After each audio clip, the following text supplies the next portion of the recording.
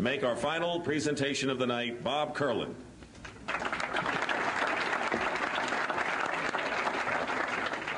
Thank you, Dick.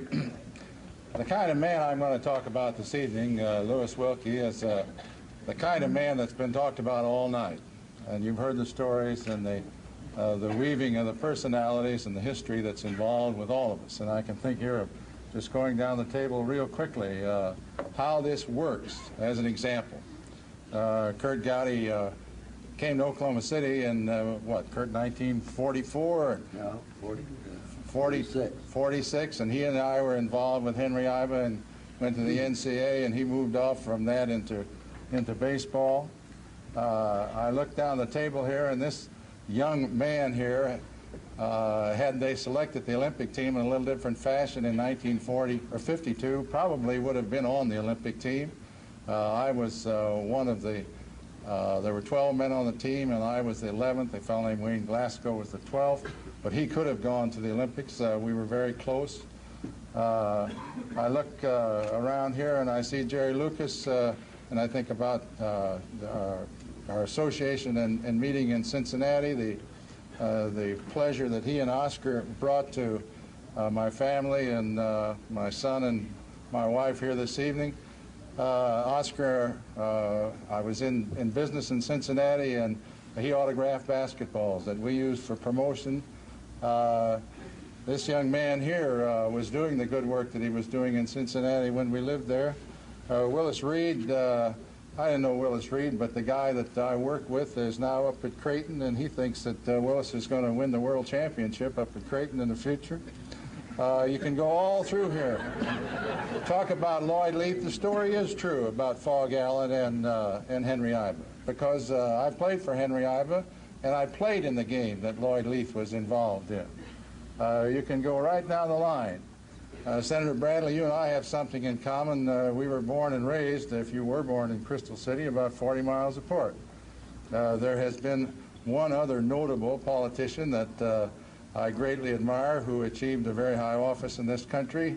If you continue the philosophy that you have expounded here tonight, you and I may disagree on certain political issues, but in philosophy we're agreed. And I wish you the best of luck in your career, sir. Lou Wilke was the kind of fellow that touched the lives of all of us and the things that he did. And I'd like to introduce briefly here a man and his wife, John Freeberger from Bartlesville, Oklahoma, whose life he touched in 1941 when John came to play for Phillips Petroleum Company as a member of the Phillips 66 Oiler team. John's brother, Marcus, was later on the 1952 Olympic team. So here again is a thread that is woven because of Lou Wilke. Ray Steiner was a Silver Anniversary Award winner from the NCAA tournament, and Ray and I were acquainted with Lou Wilke. Ray has moved on as a vice president of Phillips Petroleum Company. I'd like to have them stand as acknowledging the trip up in Lou's honor.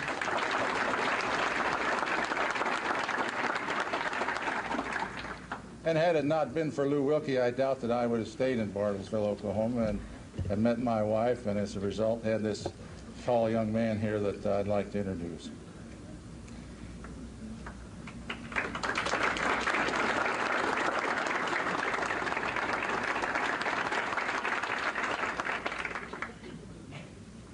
Lou Wilke Jr. will introduce his mother and his sister here in a few minutes. The privilege that I share this evening it brings me a great deal of joy and obviously a great deal of satisfaction. For it brings honor to a man who, to me, was a personal inspiration. And it is a genuine labor of love as far as I'm concerned. And it supports the purpose and the spirit of the Basketball Hall of Fame. My perception of the basic reason for the founding and existence of the Hall of Fame is to acknowledge, for history's sake, those who have made a significant contribution to the perpetuation and the continued positive growth of the game of basketball. There are many who have ably contributed, but among them is a man who stands out significantly. The dedicated work of Louis G. Wilke justifies his name being placed with those who love the game and appreciate the contribution it makes to our American heritage.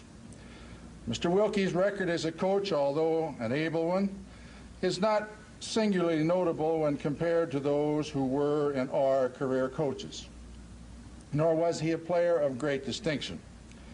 But he was the embodiment of a positive competitive spirit, which in a dark time taught, promoted, encouraged, gave hope, and a sense of fulfillment with a feeling of accomplishment to thousands through the game of basketball. Lew Wilke's contribution to the game was centered in his efforts and demonstrated ability as an administrator and an organizer. He caused participation in and acceptance of a sport on a national and worldwide basis. He was the administrative and promotional strength of amateur basketball during the Depression and the World War II days. His involvement with the team sponsored by his employer, Phillips Petroleum Company, caused the game and that team to be better known internationally. He was the strength and leadership behind the AAU industrial leagues in the 30s, 40s, and 50s prior to the stabilizing of today's professional basketball organizations. In his capacity as an administrator in AAU, Olympic, and international activities, he helped establish the integrity of the game and its participants with all levels of people throughout the entire free world. His responsible record in administrative positions associated with the game speaks for itself. He was the trusted confidant of national and international leaders, including presidents of the United States, along with Frank Hepp and Dr. William R. Jones in Europe. No other name was held in higher regard in the area of administration, promotion, participation, and support of that of Lew Wilke in his lifetime. He was a man whose only reward was the joy and satisfaction which came from supporting the game.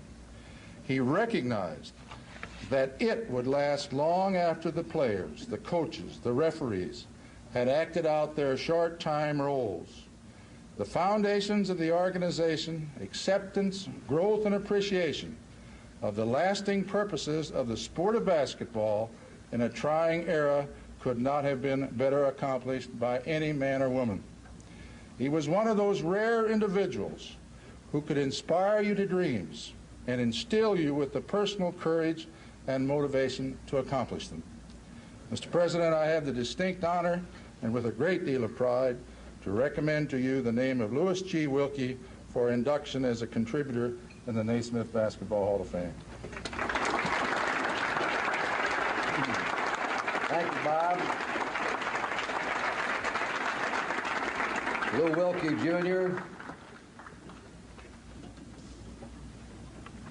Lew Wilke, by virtue of his election and by the authority vested in me by the trustees of the Naismith Memorial Basketball Hall of Fame, my distinguished honor to induct him as a great contributor to the Basketball Hall of Fame with all of its rights and privileges. Lew, Jr., on behalf of your late father, congratulations.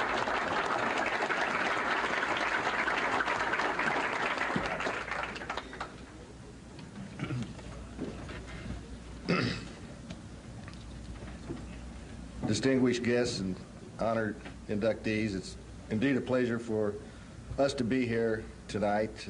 We thank everyone concerned that was instrumental in getting Lew into the Hall of Fame. It was a special meeting for us this afternoon when Mr. Kurt Gowdy was presiding at the Enshrinement. Mr. Gowdy did know Lew, and I can remember seeing Mr. Gowdy play at the University of Wyoming. Ev Shelton and Dad were very close friends. Ev's also a Hall of Famer. And I can also remember seeing Mr. Dean Smith as a member of the 1952 Kansas National Champions. That made it more dear to us because you all are from our neck of the woods. We'd like to thank Phillips Petroleum Company for their help in the transportation of my mother and sister to Springfield. It's a beautiful city. Spent last night with the ex-mayor of Springfield, Mr. Sullivan. He's a wonderful guy, and you have a terrific city here, of course, steeped in heritage and tradition. At this time, I'd like to introduce Lou's wonderful wife, my mother, Maxine Wilke, sitting over here.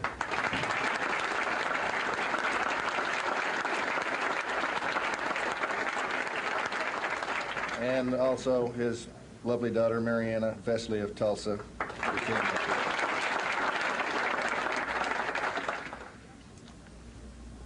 Dad came a long way from a young man on the streets of Chicago selling newspapers with a mother who couldn't speak English and is no father, and happened to raise a sister, a younger sister also. He came up the hard way. The real American story, I believe, was my dad. Went to Western Oklahoma, became a successful coach, and later on a successful businessman. But Lou's unique gift was in being able to settle matters between people and also in negotiation, not only in the world of basketball, but in the world of business. As you know, Lou passed on some years ago, and Lou, we want you to know you're up there, and we know you're with us tonight, along with Lloyd Leith, and we appreciate all that you've done for us. We miss you. We're sorry you couldn't be here, but we know you're out there, big guy, and hey, we're thankful, we're grateful, we're proud, and tonight the Wilkes, hey, we're the happiest people in the world. Thank you very much.